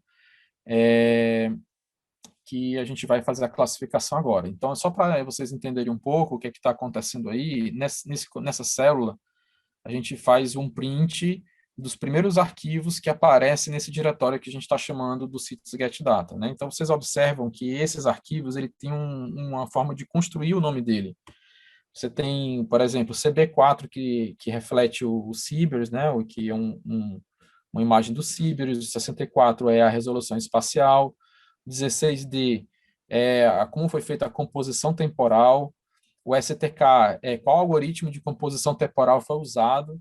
Isso tudo foi apresentado no primeiro dia do workshop, né? Como é que são geradas essas imagens? Essas imagens elas vêm do BDC, tá? Então elas são um pedacinho, um recorte dessa região lá do oeste baiano.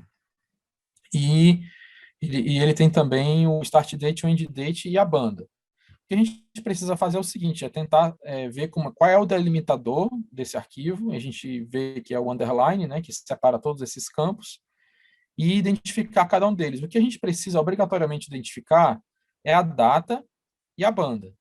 Você pode colocar qualquer coisa nesses outros parâmetros aí, que é a posição de cada um dos caras quando você imagina o underline quebrando o nome do arquivo, né? Então, a data ela fica naquela posição e a banda por último, tá? Descartando, obviamente, a extensão do arquivo. E aí, quando você roda isso aí, ele interpreta cada um desses campos como os parâmetros do cubo, né? E a gente vê que ele tem EVI e o NDVI, que foram os arquivos que a gente viu, que só tinham essas duas bandas. Só que agora o nosso dado que a gente vai usar, que é um dado que também vem do CITES Data, é esse sample cerrado Sibers. O sample cerrado Sibers, a gente viu aí, bateu o CITES Bands nele, ele tem 6 atributos. Só que o nosso cubo só tem 2. Então, a gente não pode treinar com esses dados de amostra do sample cerrado, do jeito que está aí, porque a gente precisaria de um cubo com mais bandas, com essas bandas que apresentam aí. Então, como a gente tem no exemplo apenas o EVI e o NDVI, a gente vai filtrar, selecionar apenas aquelas bandas, as séries temporais das bandas que tem presente no cubo. Então, o cubo, se você quer gerar um modelo para um certo conjunto de atributos, você precisa ter as amostras compatíveis, né? Então, na amostra precisa ter aqueles atributos e o cubo precisa ter os mesmos atributos que o conjunto de amostra, porque é o que vai ser treinado. Então, a gente faz essa seleção das bandas e agora a gente vai ver um exemplo de uso do multilayer perceptrons, né, que usa o TensorFlow, o Keras e o TensorFlow, e você vê que tem vários parâmetros que você podem colocar aí. A gente vai criar o default, são 5 camadas escondidas, com 512 perceptrons em cada um, e a arquitetura dessa rede aí, ela é completa, né? Então, ele tem as funções de ativação e tudo mais aí. Aí é possível verificar na documentação. Então, a gente vai usar, a única coisa que a gente vai mudar, apenas para deixar mais rápido o treinamento, é o número de épocas. O padrão é 500 e a gente colocou aí 200. Então, é o único padrão que não é default, tá? Então, observem que a estrutura das chamadas, elas se repetem independente do algoritmo de machine learning que vocês quiserem usar. Basicamente, a função setStrain, o conjunto de amostras, já tratada, né, já adequada com o cubo que vocês têm, ou seja, quando eu digo adequada, é com os mesmos atributos, e o modelo, a função que bota os parâmetros do modelo de machine learning, né? Uma vez feito isso, ele salva o modelo na variável MLP Model, ele terminou de treinar agora, e a gente usa MLP Model com o CITES Classify. Observe de novo o CITES Classify da mesma forma que a gente usou lá desde o primeiro exemplo, de uma única série temporal até o do Modes, né, o cubo do Modes, e agora o do Sibers, né? A gente só substitui o primeiro parâmetro, né, pelo dado que vai ser classificado. No caso agora o cubo do Sibers que foi carregado nesse exemplo. E aí o ML Model é o modelo treinado do Multilayer Perceptron. Então, ele vai fazer essa classificação, e isso pode, acho que vai variar um pouco. No caso, aí vai tomar cerca de...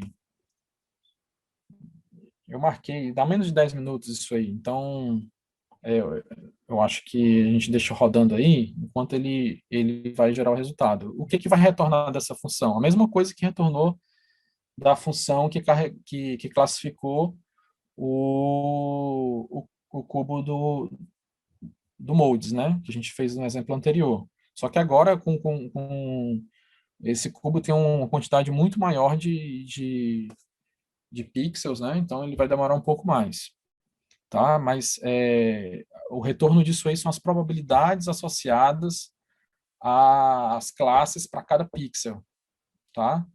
Uma vez obtendo essas probabilidades, que ele vai salvar, ele vai substituir, né? Então, a gente colocou aqui o mesmo nome de variável, o probscube, e a gente vai substituir o probscube anterior, né? Ele vai agora colocar aí nessa variável a saída dessa classificação. E o procedimento é o mesmo. O próximo passo agora é determinar, a partir das probabilidades, qual que vai ser a classe associada a cada label. Tá?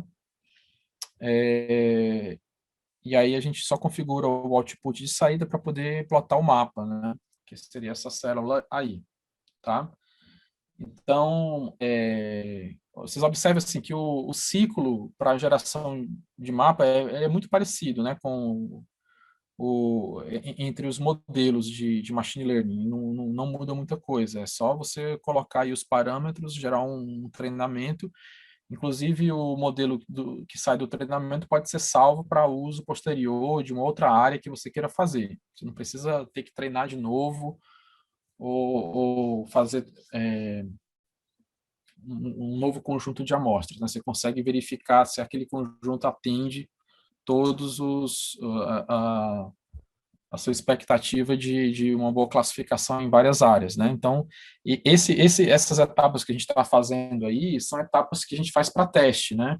A gente seleciona num conjunto, sei lá, eu quero classificar o cerrado, o bioma cerrado. O que a gente faz? A gente faz pequenas áreas em várias localidades do cerrado, faz toda essa análise do conjunto de amostras que a Lorena mostrou, né? E a gente vai compondo as amostras de diversas fontes, vai vendo a compatibilidade entre elas, vai montando esse catálogo de amostras e chegou num ponto em que a gente, vamos fazer o primeiro teste. A gente tem 80 mil amostras, passa no som, o som te devolve 60 mil, e é com esses 60 mil, com essas classes que a gente vai trabalhar.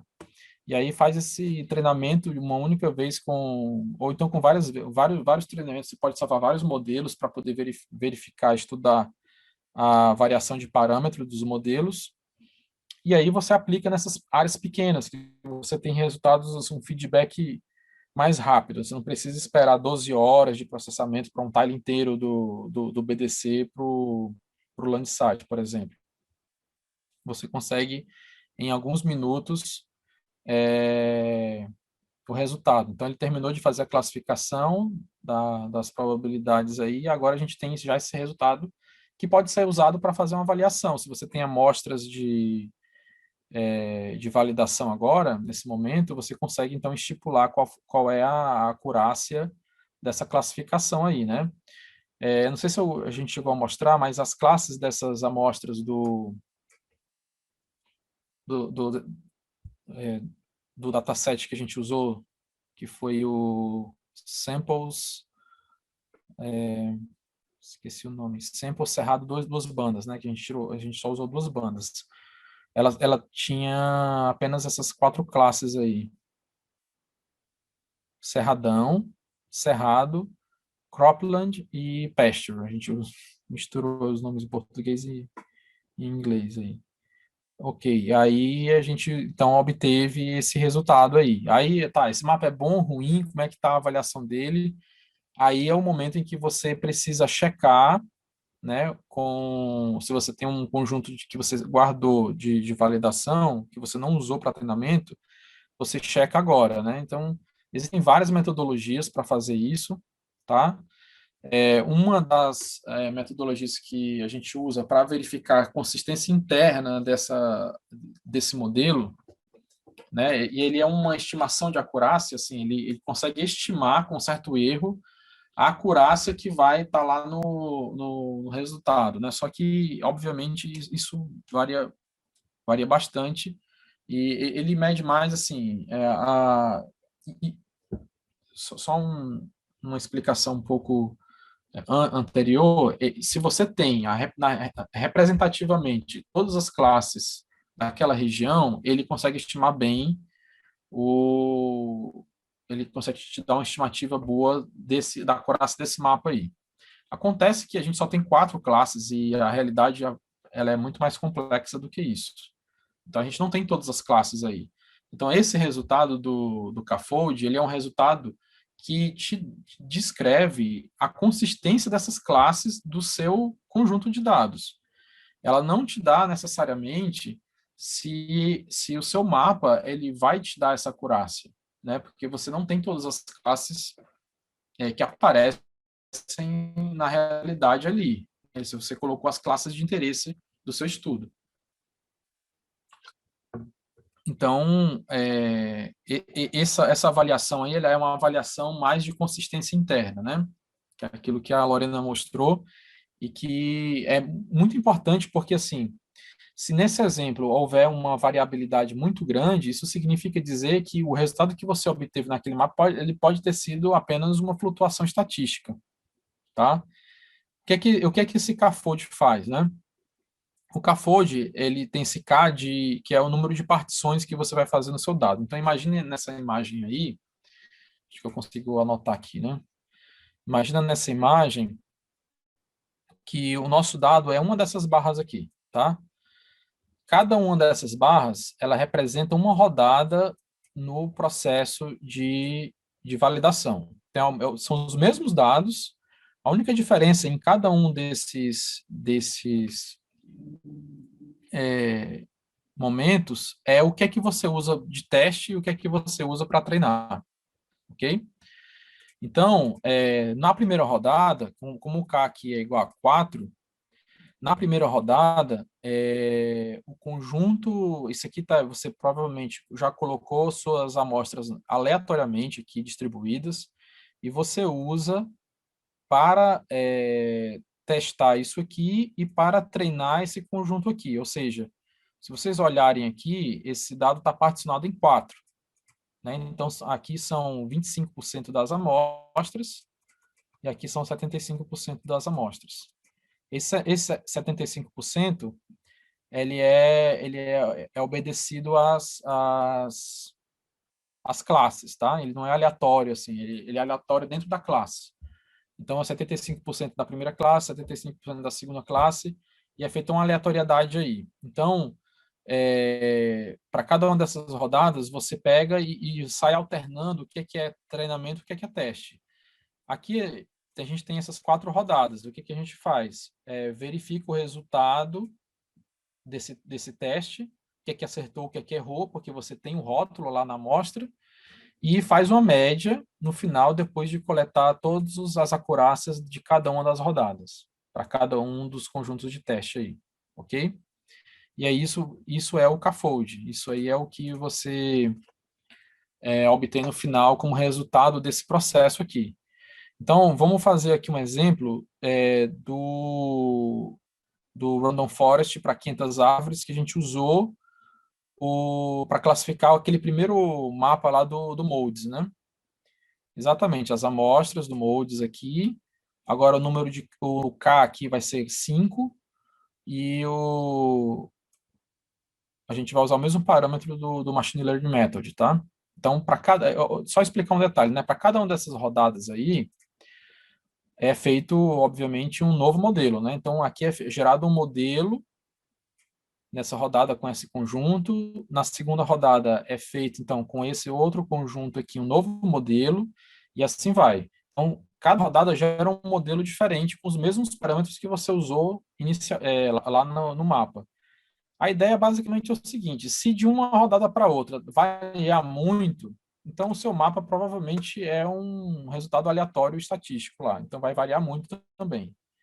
Podia ter sido totalmente diferente se você tivesse usado uma outra semente. Então, a ideia aqui é saber se os seus dados estão te dando uma consistência, tá? Entre as rodadas, e se aquilo que você obteve, ela é estável ou não, né? Então, ele mede então essa consistência interna do seu modelo. Ele te dá essa medida, né? Se você está tendo E aí você consegue avaliar uma discussão que tem no Machine Learning, se o seu dado está ou não com overfitting, se o seu dado, melhor dizendo, tem overfitting ou não, né? Se o modelo está muito atrelado àqueles dados que você tem ou não. Ok? E aqui ele apresenta a acurácia para esse conjunto de dados, a acurácia global de 95%. Aí ele também te dá matriz de confusão, te dá a acurácia do produtor, a acurácia do usuário, assim por diante. Tem várias outras métricas aí.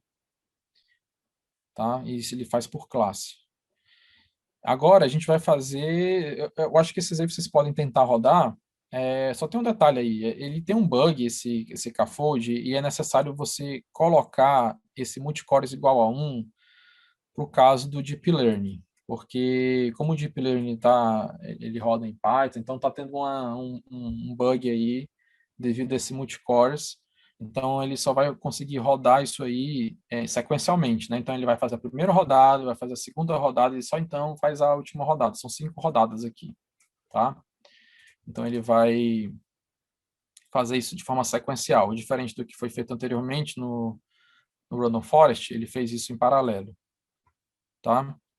E aí o resultado disso aí a acurácia deu, no meu caso aqui, eu fiz uma vez, deu 91%, 90%.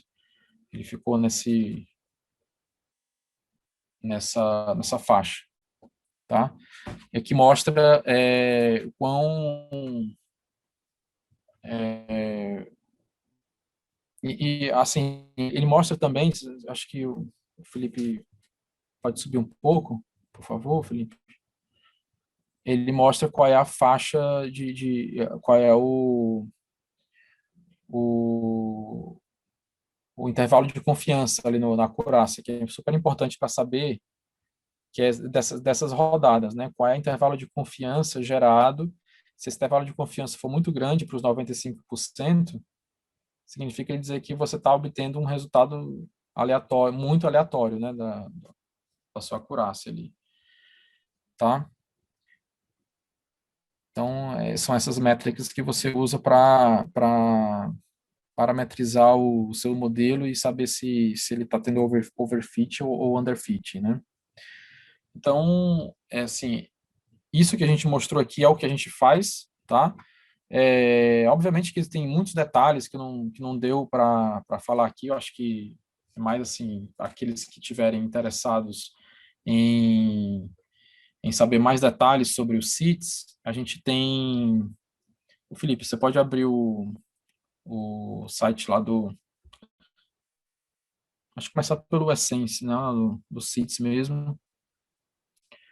Lá esse aqui é o endereço do GitHub, né, github.com/essence/seeds, onde o seeds está, é aqui que a gente desenvolve.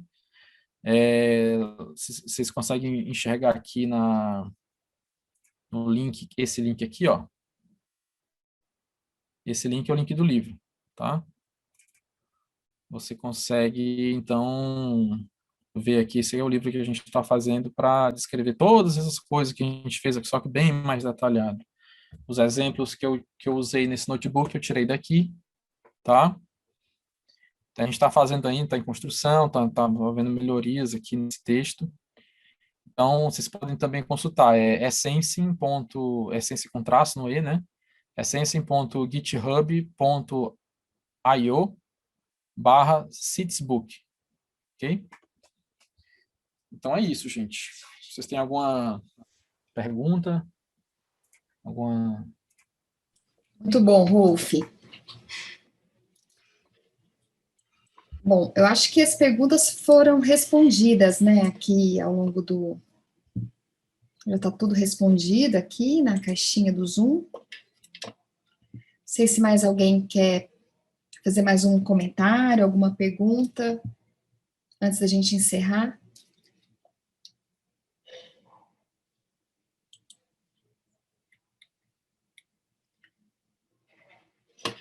Ok, eu acho que, então, é isso, né? Muito obrigada, então, pessoal de hoje, que apresentou, Rolf, Lorena, Felipe, os Filipes, todo mundo que ajudou, Albert, todo mundo que ajudou aqui nas respostas. Bom, então, encerrando, né, o nosso workshop, eu queria agradecer muito todo mundo que participou aí, muitos de vocês participaram esses 3 dias do workshop. Como o Rolf falou, é muita coisa, né, tem muitos detalhes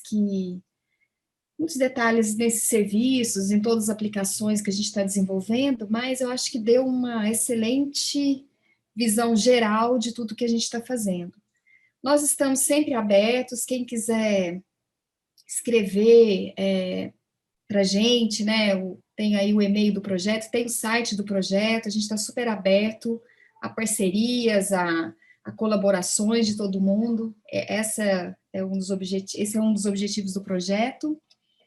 A gente quer que todo mundo use mesmo e que ajude a gente a evoluir tanto os dados quanto os serviços, né, de software, os serviços e os produtos de software. E, então é isso, né? Espero que todo mundo tenha aproveitado.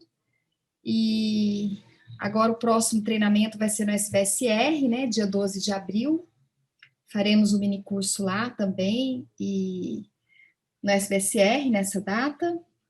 Nós vamos divulgar aí no Twitter. E é isso, gente. Muito obrigada a todo mundo. Vamos encerrar aqui, já é quase 12h10 e já é o 3º dia, a equipe já está, assim, bem cansada, né? E espero que vocês todos tenham aproveitado.